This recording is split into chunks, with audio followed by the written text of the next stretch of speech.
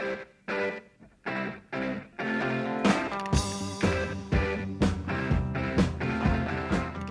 qu'on m'a demandé, c'est un exercice un peu compliqué pour un économiste, on va dire, mais je m'y suis prêté, c'est d'essayer de tracer un peu les perspectives d'avenir de la chirurgie libérale. Alors, avec une approche qui sera forcément peut-être à votre goût un peu trop économique, j'ai essayé de la faire un peu aussi avec une approche systémique. Ça manquera probablement d'une approche médicale, mais vous la compléterez. Alors, je vous propose trois temps. Un état des lieux, diagnostic, les défis à relever et puis les conditions d'un avenir prometteur. Alors la chirurgie reste une place forte de l'exercice libéral.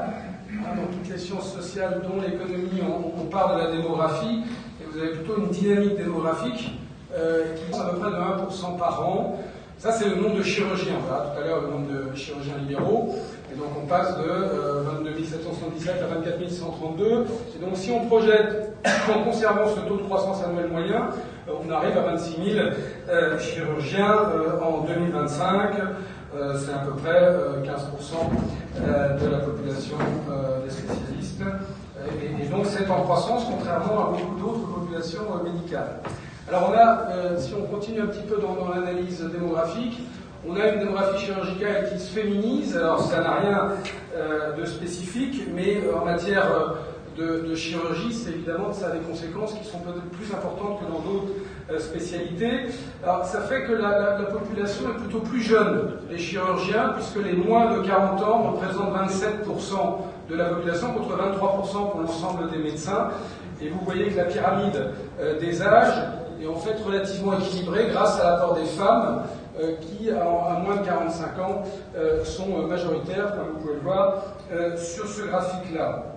Alors, quand vous regardez la population générale, médecine générale, moins 7%, les spécialistes médicaux, plus 3%, les spécialistes chirurgicaux, plus 8%. Donc, c'est bien la profession qui a la dynamique démographique la plus forte. Donc, contrairement à peut-être ce qu'on pourrait penser, il y a un attrait aujourd'hui de la profession chirurgicale qui est encore bien là. Alors maintenant, quand on s'intéresse à l'exercice libéral, qui est en régression de façon assez prononcée, si on prend les 10 dernières années, on a l'effectif 2018, mais vous voyez que par rapport à 2010, c'est-à-dire même pas 10 ans, 8 ans, il y a moins 11% de baisse du nombre de professionnels libéraux, donc à 83 899. Et chez les mixtes, c'est pareil. On entend souvent qu'il y a un transfert vers un exercice mixte, mais en tout cas, c'est pas ce que disent les chiffres. Et donc, avec un transfert quasiment à 1 pour 1 pour l'exercice salarié qui progresse de 10 points, qui représente 47%. Et à ce rythme-là, rapidement, va dépasser les 50%. Puisque vous avez en 2018 92 890 médecins salariés pour 197 000 au total médecins. Qu'est-ce qu'on peut dire d'autre? Alors, concernant l'exercice libéral, vous voyez qu'il progresse chez les chirurgiens. Quand je dis que c'est une place forte de l'exercice libéral, c'est que les 2 tiers quasiment des chirurgiens sont en libéral ou en mixte. Plus de 15 700 chirurgiens, ce qui représente plus 4,3 points depuis 2000, et 42% ont une activité libérale exclusive. Alors avec des écarts importants, c'est 14% pour la chirurgie infantile et 65% pour l'orthopédie. Mais j'ai pas regardé l'ensemble des chiffres, mais peut-être que les chirurgiens sont la seule profession qui progresse en matière d'exercice libéral. Je reviendrai dessus, c'est aussi en partie parce que l'exercice salarié à l'hôpital est de moins en moins attractif pour cette profession. Alors en matière de dépenses, la chirurgie représente 15 milliards 600 millions de dépenses d'assurance maladie, ce qui représente 20% de l'ondam hospitalier. 1 euro sur 5 dépensé à l'hôpital l'est en chirurgie et 8,5 pour l'ondam total. Ce que vous pouvez voir, c'est que par rapport à 2008, où c'était 13 milliards 300 millions, vous avez une hausse de à peu près 2,2% par an. Mais si vous regardez la hausse des volumes, c'est essentiellement lié à une hausse des volumes. Il y a une baisse de la valeur des actes. C'est-à-dire que c'est lié principalement, la dynamique de croissance des dépenses est principalement tirée par la hausse des volumes, qui a été de 10%, soit à peu près 1% par an. Mais il y a une baisse des valeurs, et ça c'est assez significatif, c'est-à-dire que vous faites faire des économies à l'assurance maladie qui baissent les tarifs, on verra que cette tendance-là ne peut pas continuer indéfiniment. Là, vous avez la hausse par spécialité des dépenses. Alors, c'est assez concentré sur l'ensemble des spécialités chirurgicales. Enfin, ça, c'est évident peut-être pour vous, mais puisque 24% sont concentrés des dépenses sur l'orthopédie, 12% sur le viscéral, et après, c'est donc quasiment 40% sur deux professions. Voilà. Alors, même si c'est une plateforme de l'exercice libéral, on observe depuis une dizaine d'années une baisse de la part de marché de la chirurgie libérale par rapport au public et par rapport aux ESPIC, puisqu'on est passé de 58% de part de marché en 2008 à 55,6% en 2015, au profit principalement du public et un peu des ESPIC. Alors, ça s'explique de plusieurs façons, mais principalement, c'est lié à la T2A, qui curieusement est attaquée de toutes parts dans le secteur public, mais enfin c'est quand même principalement la T2A qui a fait que le public, entre guillemets, s'est réveillé et a augmenté le nombre d'actes, puisqu'on sait que les études ont montré qu'il y avait un effet inflationniste, principalement au début du lancement de la T2A, qui était en 2007 pour les hôpitaux publics, du fait qu'il y avait une hausse du nombre d'actes qui avait été faite, mais il y a aussi une déformation de la structure des séjours.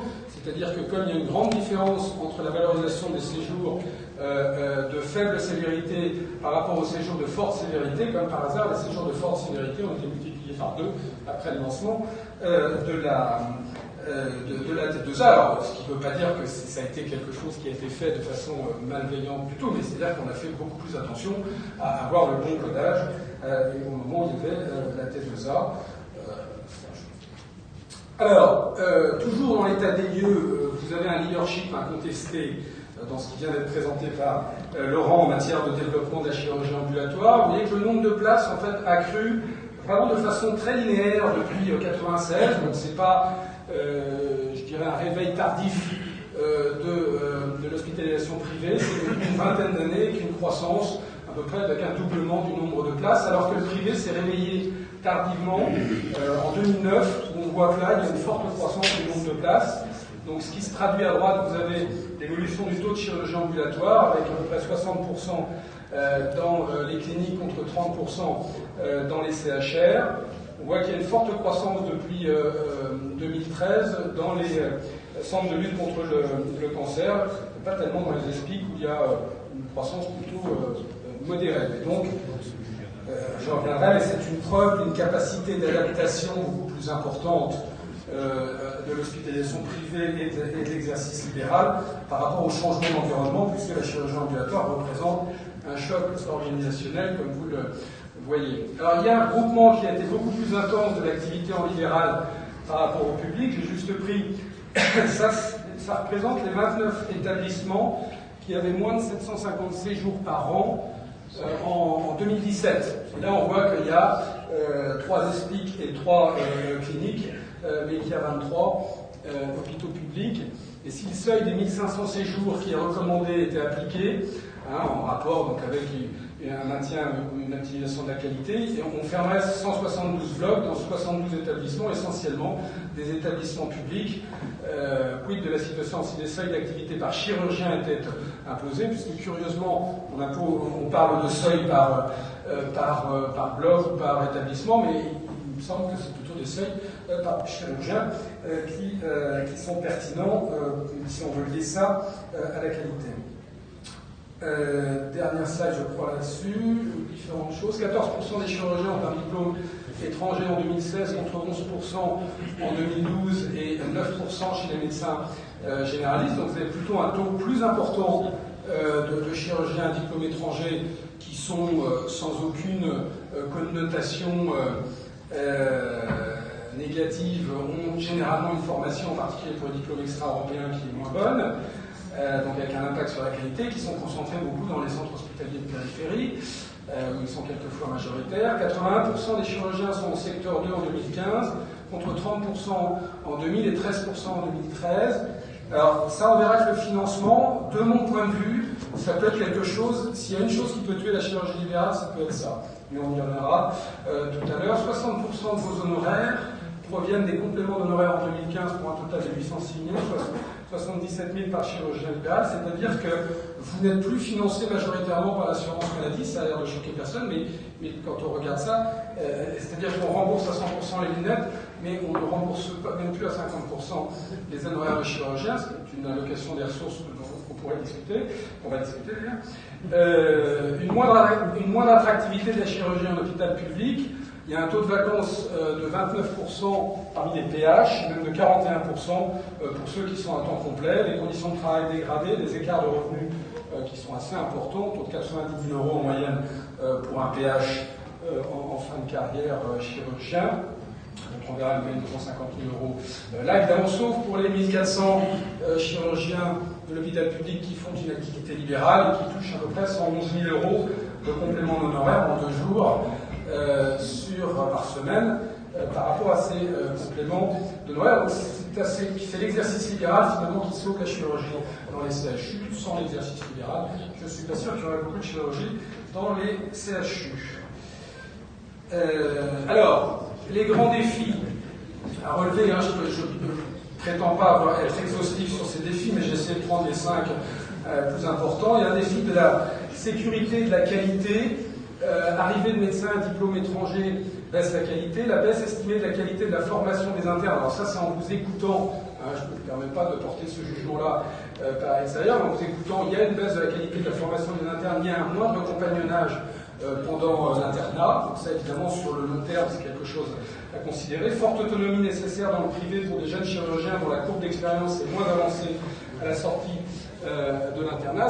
Donc en gros, on a des internes qui, lorsqu'ils sont diplômés et s'installent avec une moins forte autonomie que c'était le cas de votre génération, ce qui pose question. Il y a le défi d'innovation avec le développement de blocs interventionnels modulaires, hybrides, informatisés, mutualisés, qui est un défi qui est relevé par l'hospitalisation privée comme les hôpitaux publics. Moi j'ai pris les chiffres de 2016, il y a quand même sur les quelques 850 établissements qui font de la chirurgie, il y en avait en 2016 que 96 avec des robots Da Vinci, j'imagine que ça a augmenté, mais en tout cas on voit qu'il y a encore du chemin à faire pour qu'on ait une certaine égalité d'accès à l'innovation, quelle qu'elle soit. Aujourd'hui, je crois que vous avez une présentation ce matin d'un système génial, mais qui reste encore très très peu développé pour des raisons qu'on peut ignorer. Alors, deuxième défi, c'est le défi de l'ambulatoire. Je vais le passer vite parce que vous le connaissez.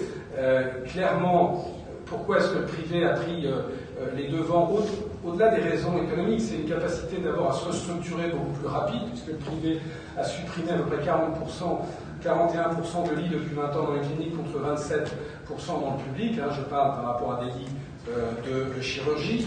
Il y a un frein des pouvoirs publics avec le système d'autorisation pour accompagner le développement de la chirurgie ambulatoire. Par exemple, si vous voulez créer des centres autonomes de chirurgie ambulatoire qui existent dans tous les pays, qui sont en avance en matière de chirurgie ambulatoire, généralement vous avez un refus de l'ARS qui ne veut pas avoir une autorisation de plus, en particulier si c'est un établissement privé. Vous avez une baisse des coûts de production qui est intégralement consacrée, Laurent en a dit un mot, à la baisse des tarifs GHS, ce qui n'est pas très compatible avec le plan d'investissement à la hauteur de choc organisationnel, c'est-à-dire qu'en gros, la chirurgie ambulatoire, c'est un choc organisationnel qu'il faut financer, pour lequel il faut un plan d'investissement, et c'est, je ne sais pas si c'est plus mais il est évident que sur un plan économique, il serait pertinent qu'il y ait une partie de ces baisses de coûts de production qu'on a vu tout à l'heure, qui sont importants, qui aillent à la restructuration, donc à de l'investissement, en lui donnant le nom, plutôt que par une baisse directe du GHS. Mais malheureusement, c'est le court terme comptable qui est plutôt privilégié. Il n'y a pas d'incitation financière pour les parties prenantes du bloc dans la chirurgie ambulatoire, malgré une gestion sensible du patient tout au long du parcours. Je pense qu'il n'y a pas besoin d'être économiste pour comprendre que ça pourrait aider, mais d'ailleurs pas simplement parmi les praticiens libéraux. Hein. Il est évident que des primes dans les hôpitaux publics, au niveau des services, au niveau des pôles, en fonction du développement de l'ambulatoire, certainement mettraient un petit peu d'huile dans les rouages. Le troisième défi, c'est le défi du regroupement et de l'hyperspécialisation. Alors, il y a une corrélation démontrée dans les études entre le taux de complication, le volume d'activité et le degré de spécialisation. La question, c'est où doit s'arrêter l'hyperspécialisation des chirurgiens et des structures. Il y a une tentative timide de régulation par les seuils d'autorisation, mais la tendance est au regroupement des blocs d'hyperspécialisation. Bon, le choc d'innovation dans les blocs va s'imposer. Bon, en tout cas, ça, c'est un défi, parce qu'aujourd'hui, il y a encore une assez forte atomisation de l'offre. Et clairement, ça se fait plus vite dans le secteur privé que dans le secteur public, mais il y a des tensions sur la population, notamment des anesthésistes et des infirmiers spécialisés, qui va peut-être d'ailleurs accélérer cette tendance-là. J'y reviendrai dans la troisième partie, parce que je pense que pour votre profession, le regroupement n'est pas aussi naturel qu'il ne l'est pour l'ensemble des autres professions. La spécialisation croissante des chirurgiens, la complexité grandissante de l'environnement technologique, alors, avec le concours de nouveaux professionnels spécialisés, et donc des coûts supplémentaires. Quand on regarde sur un plan économique, on peut penser qu'on va avoir une inversion de tendance et une hausse des coûts dans les années à venir.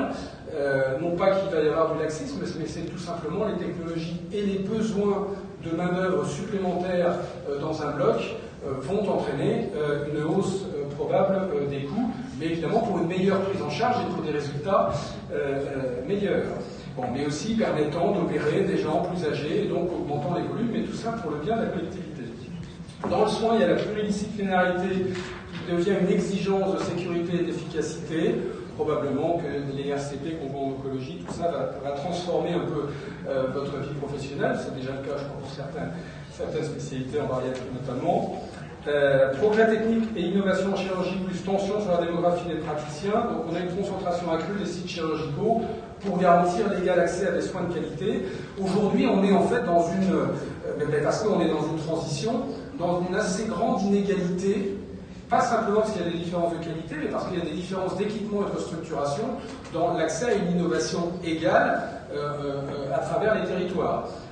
J'ai pris l'exemple de Mexico, mais on peut prendre d'autres exemples où donc la meilleure façon de réduire cette inégalité, c'est d'accélérer l'innovation. Encore faut-il qu'il y ait des financements suffisants pour ça. Quatrième défi, le défi des attentes de la nouvelle génération. Il y avait eu une étude qui avait été faite par l'assureur, qui était là tout à l'heure, là, Blanchet, merci, dont j'ai repris les conclusions. Une exigence plus forte d'équilibre entre la vie professionnelle et la vie personnelle, entre autres liée à la féminisation de la profession, mais pas que, qui pousse au regroupement des chirurgiens.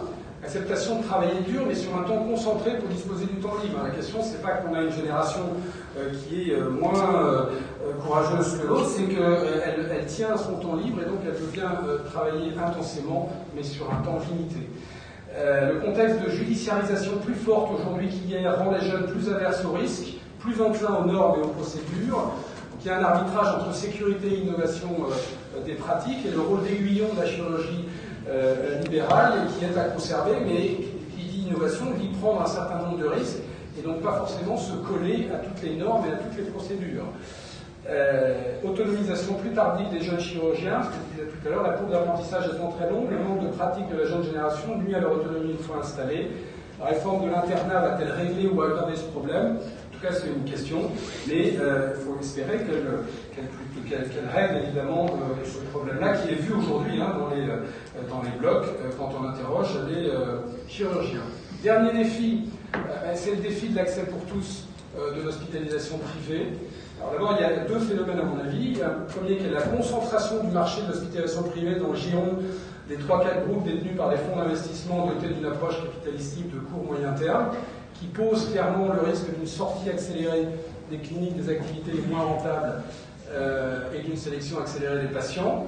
C'est le marché qui voudra ça, mais en tout cas cette concentration-là conduit à cette tendance. Le phénomène est accentué par les mesures des pouvoirs publics comme la sortie des cliniques du service public hospitalier et l'instauration du paiement à l'épisode de soins, qui pousse à une discrimination dans l'offre de soins et réduit la liberté de choix. Il y a des décisions nouées par des convictions opposées. C'est assez marrant parce que on voit que finalement ces deux phénomènes-là, à la fois des décisions qui sortent les cliniques du cœur du système de ce service public hospitalier de façon assez surprenante, mais c'est quand même la loi 32 de 2015 le fait explicitement. Et puis finalement une tendance à la concentration du marché qui risque de faire sortir les cliniques d'un certain nombre d'activités chirurgicales moins rentables. Et puis il y a la deuxième chose qui concerne directement les praticiens, c'est qu'il y a l'affaiblissement de la solvabilisation des honoraires des praticiens libéraux du bloc, issus des décisions des pouvoirs publics, qui fragilise le secteur hospitalier privé. Il est clair qu'aujourd'hui, avec plus de 50% de nos honoraires qui ne sont pas pris en charge par l'assurance maladie, l'accès égalitaire à l'hospitalisation privée, tout du moins à la partie chirurgicale, est une illusion qui devient de plus en plus importante, surtout quand on a des financeurs privés qui préfèrent rembourser 100% des lunettes que les honoraires des praticiens. Ça n'a rien de polémique, même si c'est jamais politiquement correct de dire ça, mais c'est une pure réalité, et évidemment ce phénomène ne peut que s'aggraver, sauf à faire une évolution du système que je vais proposer maintenant. Alors, de l'individu chirurgien au groupe chirurgical, bon, ça c'est une tendance clairement de fond, lourde, comme les anesthésistes et les radiologues. Les anesthésistes, ça fait déjà plusieurs années qu'ils sont en groupe pour une bonne partie, l'ont fait entre autres, les chirurgiens l'ont travaillé, demain davantage en groupe que solidairement, en CP, en SE, pour des raisons de qualité de vie, d'équilibre de vie pro et de vie perso, surtout pour la jeune génération, d'organisation de la prise en charge de la patientèle, de rendre compatible l'hyperspécialisation et couverture d'un champ complet de spécialité. Aujourd'hui, si on veut être un pôle de référence en orthopédie, avant il y avait des généralistes, des orthopédistes plutôt généralistes qui pouvaient à 2-3 couvrir l'ensemble des sous-spécialités. Il est clair que maintenant il faut une personne par sous-spécialité, ce qui conduit à ce regroupement. Des ressources suffisantes pour disposer d'une équipe d'étoffée pluridisciplinaire du bloc, le rapport de force dans la négociation avec la direction des cliniques, n'est-ce pas? Alors, le chirurgien a-t-il évolué? Alors ça, si on poursuit le raisonnement, hein, est-ce que ça veut dire que le chirurgien, c'est la grande question parmi les médecins généralistes, parmi les autres médecins spécialistes, parmi les infirmiers qui ont fait leur thème à leur dernière conférence la semaine dernière, c'est est-ce que c'est la notion d'entreprise libérale de santé, c'est plus des professionnels libéraux, c'est des entreprises, ce sont des entrepreneurs de santé. Bon, réflexion en cours. Alors un entrepreneur, c'est une personne qui dans le cadre, ça c'est la définition du Larousse, qui dans le cadre d'un contrat d'entreprise s'engage, moyennant une rémunération, à exécuter un certain travail au profit d'une autre personne, appelé maître d'ouvrage. Donc c'est forme de chef d'entreprise et de maître d'œuvre. Bon, ça rentre à peu près, si on peut être dans les clous, le cadre, le contrat d'entreprise, on va en dire deux mots, et puis au profit de qui? Bon, peut-être au profit de l'assurance maladie, mais encore on a vu que finançait de moins en moins. Schumpeter parlait de l'homme de l'innovation, ça c'est toujours quelque chose qui correspond assez bien. Maintenant il y a une limite à cette approche, c'est que moi en tant que prof, on a toujours des élèves qui me disent est-ce que je peux penser que je serai un bon entrepreneur ou un jeu? 2 fois sur 3, en général, je dis non, parce qu'en fait, un entrepreneur, c'est un animal très rare. C'est une personne qui a une personnalité extrêmement singulière, qui aime le risque, qui est plutôt charismatique, qui est minoritaire dans la population en général et chez les professionnels de santé en particulier. Bon, en plus de ça, les études de médecine n'y préparent pas vraiment. Bon. Tout le monde n'est pas entrepreneur. Je ne suis pas sûr que les professionnels de santé doivent être tous des entrepreneurs. C'est juste les limites. Hein. Le cadre théorique de l'entrepreneuriat ne peut pas servir de modèle au risque de sortir la chirurgie libérale de son rôle de service public. L'idéal médical ne peut pas être que capitalistique, mais aussi éthique et médical. Ça me semble important dans les valeurs du métier. Je pense qu'il y a des métiers bien plus rémunérateurs si on veut faire principalement d'argent. Il y a d'autres métiers qui sont liés à ça, mais je ne pense pas que c'est la première chose qui vous motive. Les limites du groupe, on est tous d'accord que c'est du groupe, mais il faut savoir qu'il y a aussi des limites au groupe. D'abord, l'apport de patientèle peut être inégal. Il y a en particulier pour Cristal, entre guillemets, mais c'est pas évident d'être dans un groupe où, lorsqu'il y a des apports inégaux, il y a des querelles de personnes inégaux, comme dans toute association dans une entreprise, qui sont à gérer. Il y a la responsabilité médicale qui demeure individuelle, c'est-à-dire qu'on est en groupe, enfin chacun est responsable, et puis il y a la gestion du risque qui est certes collective, mais qui dépend de la qualité individuelle des praticiens. Donc voilà, l'idéal c'est de rendre le groupe bénéfique aussi pour les top performeurs, et qu'il y ait une reconnaissance différenciée souhaitable, mais qui est compliquée à instaurer. Donc c'est une tendance de fond lourde, mais il y a des écueils aussi à éviter. Alors, deux slides. Pour un nouveau contrat professionnel avec la clinique, je crois qu'il y a des discussions en cours, mais forcément tout ça, on ne peut pas faire le constat de tout ça et de se dire les choses vont continuer comme avant dans la relation à la fois avec les directions des cliniques et à la fois avec l'assurance maladie et puis probablement à la fois avec les patients. Et donc cette évolution de groupe changera progressivement les rapports des chirurgiens avec les directions des cliniques. L'idéal, c'est d'avoir un nouveau contrat de groupe qui soit gagnant-gagnant, win-win avec la direction des établissements. La clinique, quel est son avantage? La clinique a moins d'interlocuteurs pour la prise en charge et le développement de la patientèle, pour la gestion des équipements. En théorie, c'est une gestion plus simple pour elle. Donc il y a un peu un transfert de cette gestion-là au groupe. Et puis le chirurgien a un rapport de force qui est plus élevé pour négocier de meilleures conditions de travail et des matériels innovants. Bon, là on pensait que c'est un peu l'équilibre qui peut se trouver, mais quid du coup des ressources humaines non médicales et du partage de la valeur ajoutée. Tout ça est, à mon avis, à réfléchir dans ce nouveau contrat professionnel avec la clinique. Alors, je ne sais pas s'il y a des réflexions en cours, mais en tout cas, quand on réfléchit à ça, on se dit il serait utile de réfléchir à des contrats types ou à des modèles de collaboration. Il n'y a pas de raison qu'il y ait autant de modèles de collaboration qu'il y ait de cliniques, parce qu'il y a quand même des règles communes. Et puis une évolution de la relation d'affaires clinique-praticien, c'est-à-dire du modèle économique des cliniques. Est-ce qu'on va vers un modèle type Vivalto avec des médecins actionnaires? Est-ce qu'on va vers un modèle plutôt général de santé, très capitalistique, sans aucune participation des professionnels de santé, des médecins au capital et même au partage de la valeur ajoutée? Est-ce qu'on va vers un santé cité, une forme de coopérative? Tout ça, c'est quand même des choses qui vont être sur la table. Alors, ce nouveau contrat, je pense pour qu'il s'installe avec l'assurance maladie obligatoire, vous regardez juste la partie gauche, ça ce sont des travaux qui ont été menés par l'Institut Santé, dont vous avez probablement entendu parler, qui est un organisme de recherche indépendant pour la refondation du système, où, en fait, qui propose de faire évoluer la gouvernance vers une UNCAM et des URCAM qui pilotent aussi la gouvernance des soins, c'est-à-dire de sortir l'ARS du pilotage des soins et l'ARS se concentrant sur la santé publique avec le Conseil général. Alors pourquoi? Il faut savoir qu'aujourd'hui vous avez l'ATIH qui est au ministère, vous avez le pilotage des hôpitaux qui sont aux ARS et puis le pilotage des praticiens libéraux qui sont à l'assurance maladie. Clairement, dans cette phase de restructuration où il faut à la fois être capable de délivrer des autorisations qui soient compatibles avec l'évolution des sites, l'évolution des structures, avoir une réflexion médico-économique en permanence, nous pensons que tout ça nécessite une gouvernance unifiée et qui n'est pas très compliqué à mettre en place, même si ça représente évidemment une évolution culturelle majeure. Concernant, donc là, il faut différencier ce qui est à l'échelle du groupe, l'assurance maladie obligatoire, différencier ce qui est à l'échelle du groupe de l'individu. Alors, on a vu que le regroupement était une tendance lourde, mais il reste quand même des questions qui sont purement individuelles. Sachant que l'exercice libéral nécessite un financement individualisé dominant et une responsabilisation individuelle dominante aussi. Si vous enlevez le financement individuel avec une partie dominante à l'acte, même si l'acte peut regrouper plusieurs choses que l'acte aujourd'hui, évidemment qu'il n'y a plus de modèle économique, il n'y a plus de lié à l'exercice libéral. Si vous enlevez la responsabilisation individuelle à l'exercice libéral, c'est plus un exercice libéral, donc il y a ces fondamentaux qui doivent perdurer parce que c'est dans l'intérêt de la collectivité. Il y a une réflexion à mener sur l'évaluation des pratiques et des performances qui, là, peuvent être menées aussi à l'échelle d'un groupe de professionnels de santé. Et là, on voit bien aujourd'hui qu'avec ce système ARS, assurance maladie, plus État, avec trois têtes pour réaliser tout ça, c'est de mon point de vue, en tout cas, quelque chose qui va être difficile à faire. Pour les patients, c'est renforcer la relation de confiance. Il y a le lien chirurgien-patient qui est unique et qui reste fondamental.